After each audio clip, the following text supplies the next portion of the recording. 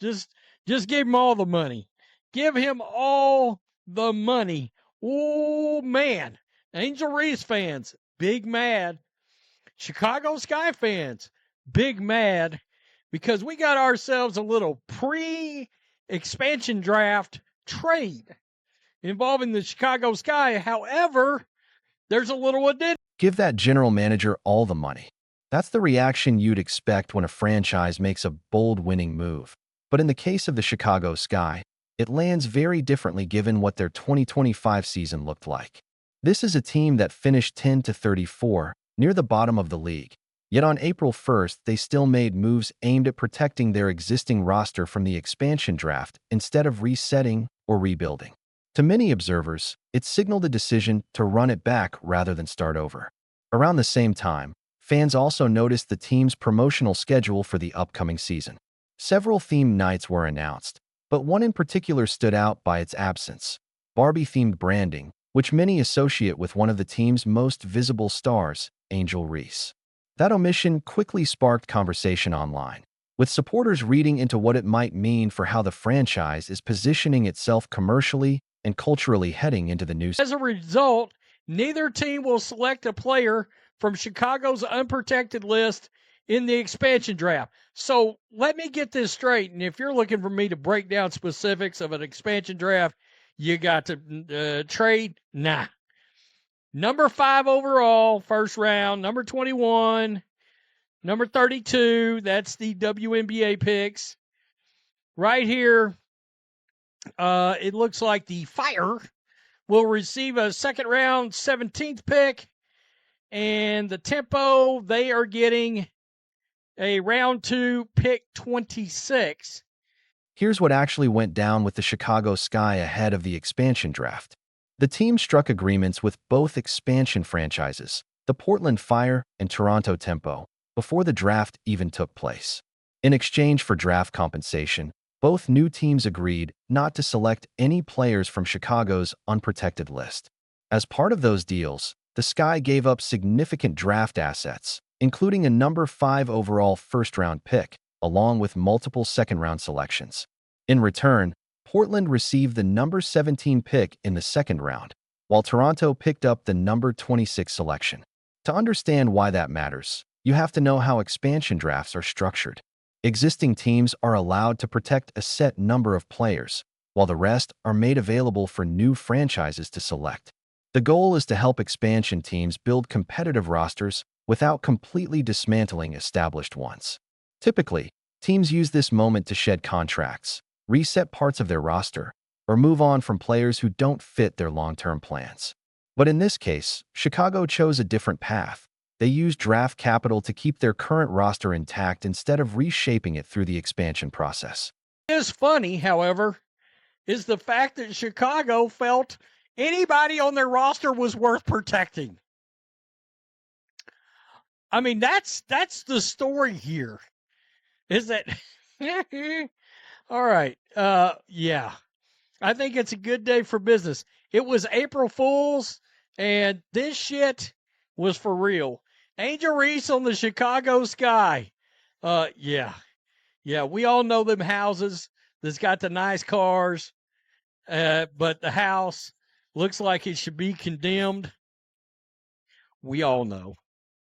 We all know. Seriously, making trades to keep a squad together that went check notes 10 and 30. Criticism quickly followed online, with some fans arguing the move made little sense for a team like the Chicago Sky after a difficult season.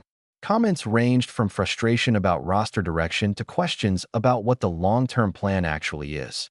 From a performance standpoint, the Sky finished near the bottom of the standings last season and struggled on both ends of the floor. Defensive efficiency and overall point differential were among the weakest in the league, reflecting broader team issues beyond any one player's individual production. At the same time, Angel Reese delivered strong individual numbers as a rookie, particularly on the boards, averaging elite rebounding figures. But as many analysts point out, those individual stats didn't translate into team success. That disconnect is what fuels the debate, whether the franchise should be focusing on preserving the current roster structure or making more aggressive changes to reset and rebuild around a new direction. 26 game schedule is here. Themed games. And I thought this might have been April Fool's until I really started looking and thought, nah, they're not going to throw women's cancer awareness and Juneteenth. Now, it would be funny. Juneteenth, it'd be funny. But they didn't. So, opening night, women's cancer awareness, world culture. Huh? Juneteenth. Okay. Uh, Pride night. Sneaker. Then came the theme night's announcement from the Chicago Sky, and fans immediately began looking for one thing in particular, Barbie Night. But it wasn't on the list. The schedule included several promotional events: opening night recognition, Women's Cancer Awareness Night, Juneteenth celebration, Pride Night, and even a sneaker and fashion-themed night that, on paper, seemed aligned with a style-driven athlete brand. Still, the specific Barbie branding was noticeably absent. For supporters of Angel Reese, that omission stood out.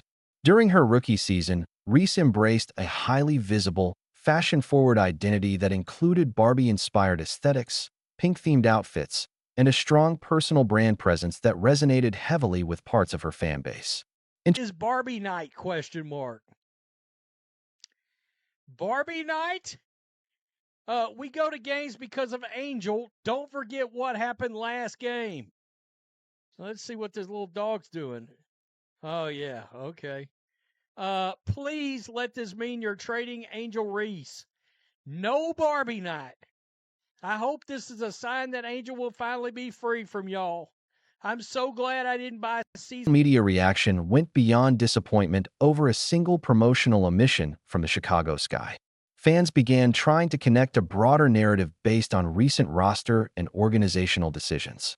Some comments framed it as a bigger pattern, pointing to the absence of Barbie-themed branding alongside recent roster protection moves and asking what direction the franchise is actually heading in.